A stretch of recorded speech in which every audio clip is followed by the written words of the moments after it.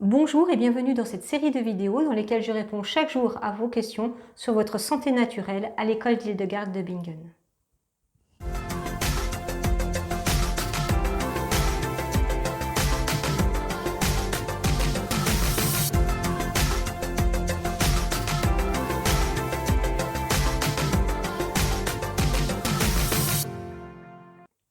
Avant de me lancer à répondre à vos questions, je voulais rappeler une évidence. Je ne suis pas médecin, je suis naturopathe. Mon rôle est de vous accompagner et de vous prodiguer des conseils en soutien. Quelle que soit votre pathologie, elle doit être traitée par un médecin. Voilà qui est dit, je le répéterai à chaque vidéo pour qu'il n'y ait pas de malentendu. Aujourd'hui, je réponds à la question de Julie. Pour ma part, je m'interroge à propos des poireaux à bannir dans une alimentation suivant Hildegard. Mes goûts ne me portant pas spontanément vers ce légume, il ne m'a pas été difficile de l'évincer de ma cuisine habituelle. Je l'ai aussi facilement supprimé de mes soupes. En revanche, il reste des recettes, notamment à base de poisson, qui intègrent le poireau. J'aurais aimé savoir s'il y a quelques astuces pour le remplacer. Question très intéressante, Julie, et qui soulève souvent la polémique. Je me suis dit dans un premier temps qu'il serait intéressant de voir ce que Hildegard nous dit du poireau. Je suis donc allée piocher dans le Physica au chapitre 81. Je vous en lis un extrait. Le poireau contient une chaleur rapide et inutile comme celle que dégagent les broussailles, car elle remonte et retombe vite. Chez l'homme, il provoque des inquiétudes pendant le plaisir d'amour. Si on le mange cru, il est aussi mauvais pour l'homme qu'une plante vénéneuse et inutile, car il fait le contraire de ce qu'il faut pour le sang, la décomposition et les humeurs de l'homme. Chez l'homme, il ne fait pas augmenter la qualité de sang, il ne fait pas diminuer la décomposition, il ne purifie pas les humeurs. Les mots employés par Hildegard sont assez forts. Elle dit que le poireau est une plante vénéneuse, c'est-à-dire potentiellement toxique.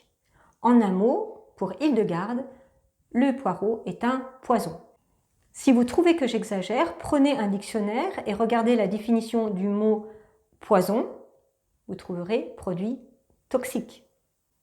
Ça ne veut pas dire que manger du poireau va nous tuer sur le champ, mais que petit à petit notre santé va se dégrader et Hildegard le dit bien, cela provoque la diminution de la quantité et de la qualité de sang et ça provoque aussi de mauvaises humeurs. Or, en naturopathie, la base de la bonne santé, c'est justement un bon équilibre des humeurs. Donc, si le poireau trouble cet équilibre, il est néfaste à notre santé. Mais Hildegard ne s'arrête pas là et je vous lis la suite de la citation. Si on veut manger du poireau cru, il faut le faire tremper dans du vin avec du sel ou dans du vinaigre, qu'il y reste jusqu'à ce qu'il soit assez adouci pour y avoir perdu ses mauvaises forces. Par exemple, du matin jusqu'à midi ou de nonne à vêpres. Ainsi adouci, il est bon à manger. Pour les gens en bonne santé, il est meilleur cru et pris de cette façon que cuit.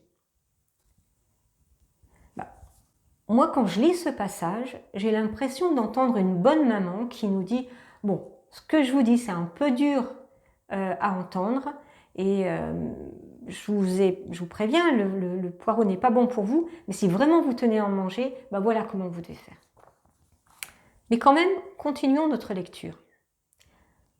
Pour les malades, il n'est bon à manger ni cru ni cuit, car leur sang n'a pas la chaleur voulue parce que leur corruption est déjà avancée et que leurs humeurs sont bouillonnantes.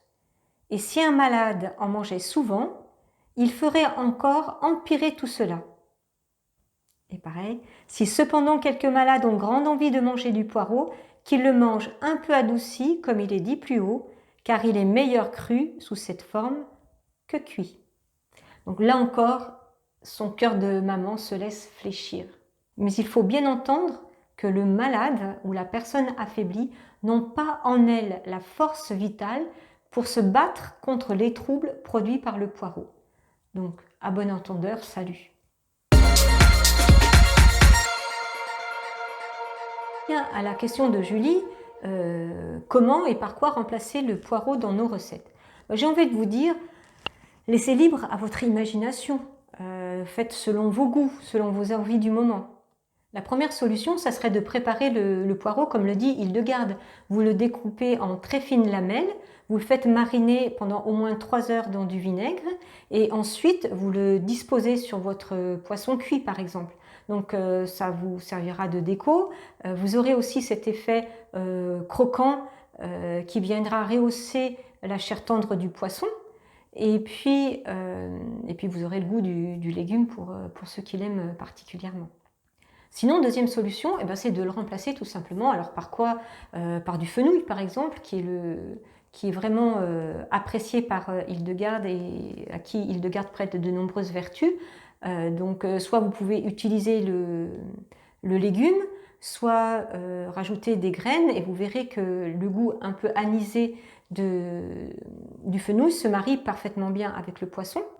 Après, vous pouvez aller plus loin, vous pouvez utiliser de l'aneth cuit, je précise bien cuit, c'est important chez Hildegarde, ou alors des menthes que vous ajoutez soit lors de la cuisson du poisson, soit dans la sauce. Voilà. Mais laissez libre cours à votre imagination. Vous trouverez sur mon blog des articles qui traitent des épices chez Saint-Hildegarde et vous verrez que ça vous donnera plein d'idées. Mais prenez le temps de lire ces articles parce que en fait, vous verrez que chez Hildegarde, on n'utilise pas forcément les mêmes épices ou pour les mêmes raisons que ce qu'on peut le faire aujourd'hui. Alors, en conclusion, poireau ou pas poireau? À chacun de voir si sa constitution et sa santé lui permettent de se battre contre les effets nocifs du poireau, mais toujours préparé selon les conseils d'Hildegarde. Alors si vous aussi, comme Julie, vous vous posez des questions sur votre santé naturelle à l'école d'Hildegarde, n'hésitez pas à poser votre question en commentaire de cette vidéo et puis abonnez-vous à la chaîne pour être sûr d'être informé quand votre réponse paraîtra. À demain!